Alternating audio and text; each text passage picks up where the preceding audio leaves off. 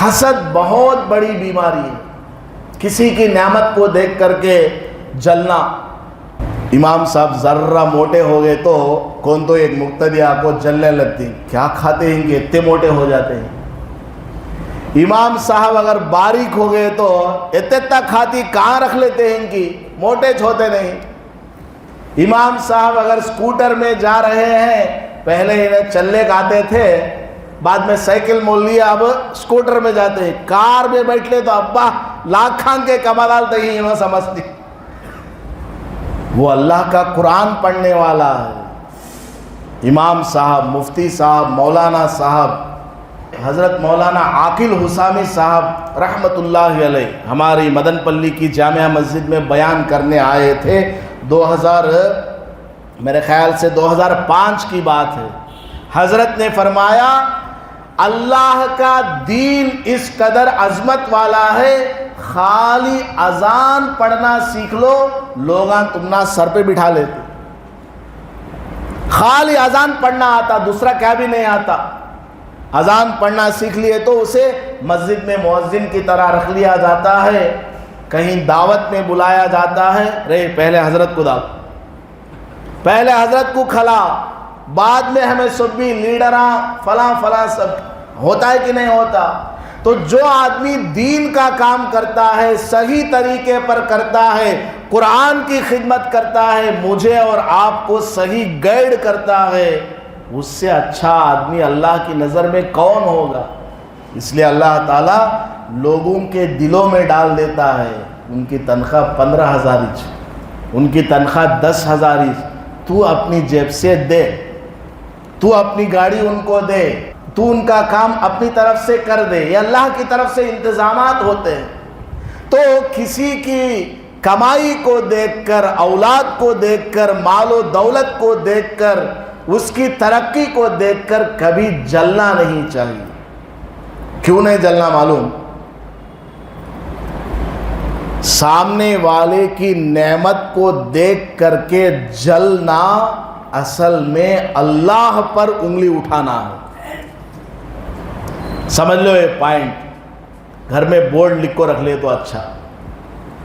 سامنے والے کی نعمت کو دیکھ کر کے جلنا در حقیقت اللہ پر اعتراض کرنا ہے۔ کیوں؟ کیونکہ اس کو مال و دولت کس نے دی ہے؟ اللہ نے دی ہے۔ اس کو صاحب اولاد کس نے بنایا ہے؟ اللہ نے بنایا ہے۔ اس کو عزت، شرافت، سر بلندی کون دے رہا ہے؟ اللہ تعالیٰ دے رہا ہے۔ تو گویا ہم اس سے حسد کر رہے ہیں، جل رہے ہیں، اس کو دیکھ کر، اس کے کھانے پینے کو، پہننے اوڑھنے کو، چلنے پھرنے کو، اس کے گھر کو، کاروبار کو، مکان کو، دکان کو، اولاد کو دیکھ کر کے ہم جل رہے ہیں۔ مطلب کیا؟ اللہ پر اعتراض کر رہے ہیں کہ اے اللہ تو نے اسے کیوں دے دیا؟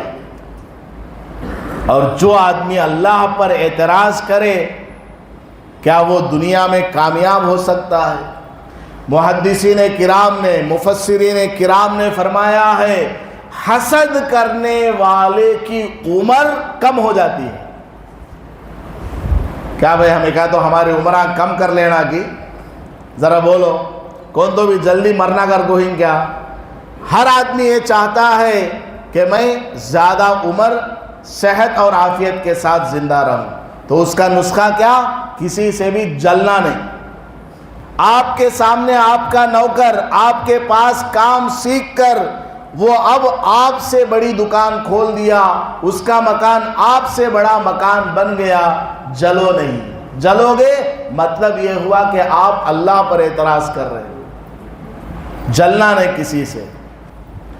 میں ابھی اکتوبر 1 تاریخ کو دلی گیا تھا۔ مظفر نگر میں ایک جگہ ایک بچی کا قرآن پورا ہوا، اس کی دعا کی مجلس میں گیا تھا ہمارے حضرت کے ساتھ۔ حضرت نے فرمایا ذرا خود بیان بول۔ میں تھوڑی دیر وہاں بیان کیا۔ بیان کرنے کے بعد اس بچی کے ابو آئے اور آ کر کے میرے کان میں بولے یہ جو امام صاحب ہے نا جنہوں نے میری بچی کو قرآن پڑھایا ہے ان کو میری طرف سے 25,000 روپیہ ہدیہ ہے۔ 25 روپے نمے، 25 روپے نمے بھائی۔ اور ایک بار سن، کہتا ہے حضرت 25,000 روپیہ میری طرف سے امام صاحب کو ہدیہ ہے۔ حالانکہ ہر مہینہ 500 روپے دیتے تھے، لیکن قرآن کمپلیٹ ہوا نا، اس کی خوشی میں امام صاحب کو 25,000 روپیہ ہدیہ ہے۔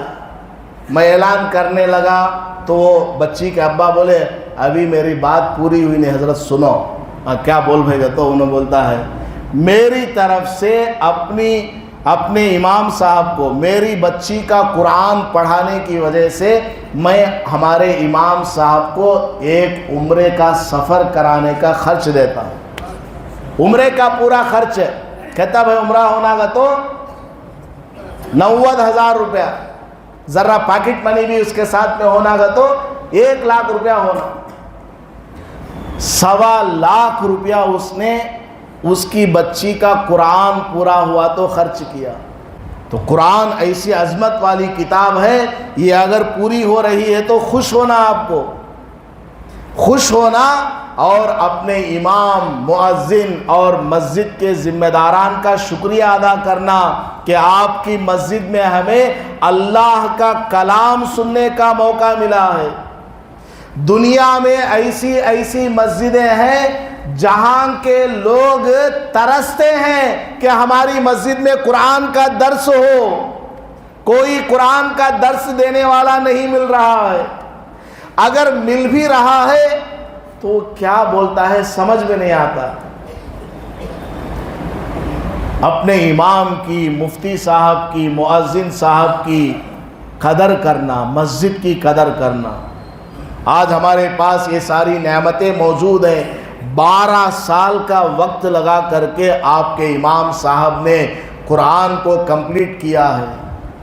ابھی میں بیان کرنے آیا، خالی 2 سورے تمہارے سامنے بیان کرنے کے واسطے آیا ہوں، وہ میرے لیے سعادت ہے۔ یہ 2 سوروں کا بیان کرنے کے لیے میں کم سے کم 4 گھنٹے کی تیاری کر کو آیا ہوں۔ کتنے گھنٹے بھائی؟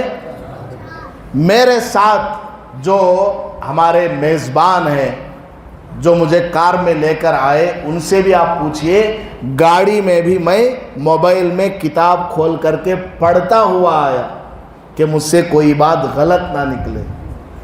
اس کی تفسیر لوگوں کے سامنے جتنا ہو سکے صحیح بیان کر سکے۔ چھوٹے چھوٹے 2 سورتوں کی تفسیر آپ کے سامنے کرنے کے لیے 4 گھنٹے میں مطالعہ کر کے آیا۔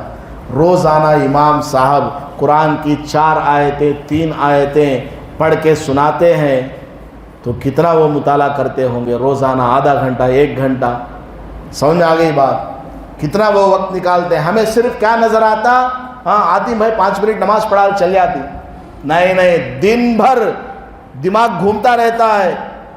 میں بھی بیان کرتا ہوں نا، فجر میں قرآن کی تفسیر کرتا ہوں، عصر میں درس حدیث ہے، جو قرآن کی آیت پڑھنا دن بھر دماغ میں گھومتی رہتی، اس آیت کو عوام کے سامنے کیسا سمجھانا، کون سا قصہ لے کو آنا۔ قرآن میں اس کا لفظ کا ٹرانسلیشن بہت سخت رہتا، عوام کو سمجھانے کے واسطے مورٹ زبان میں کیسا بولنا، یہ سب دن بھر دماغ میں گھومتا رہتا۔ ہمیں گاڑیاں چلاتے رہتی، کھاتے رہتی، سوتے رہتی، اٹھتے رہتی، لیکن دماغ میں یہ سب گھومتا رہتا۔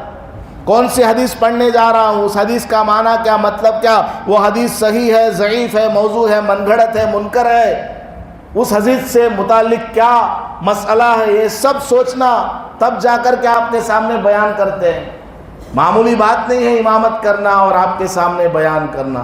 حضرت مولانا اشرف علی تھانوی رحمۃ اللہ علیہ نے فرمایا، اے مسلمان، تو اگر ترقی چاہتا ہے، عزت چاہتا ہے نا، اس قرآن کو عزت دے دے، اللہ تعالیٰ تجھے عزت دے گا۔ قرآن کی عزت کر لے، قرآن کی عظمت کو سمجھ لے، اللہ تعالیٰ تیری عزت کو بڑھائے گا، تیرے عظمت کو بڑھائے گا۔ اور جو لوگ قرآن کی خدمت کرنے والے ہیں، علماء ہیں، حفاظ ہیں، مفتیان کرام ہیں، ان کی عزت کرو، ان کی خدمت کرو، اللہ تعالیٰ تمہیں بڑھائے گا۔ اللہ پاک عمل کی توفیق عطا فرمائے۔ آمین۔ وآخر دعوانا ان الحمد للہ رب العالمین۔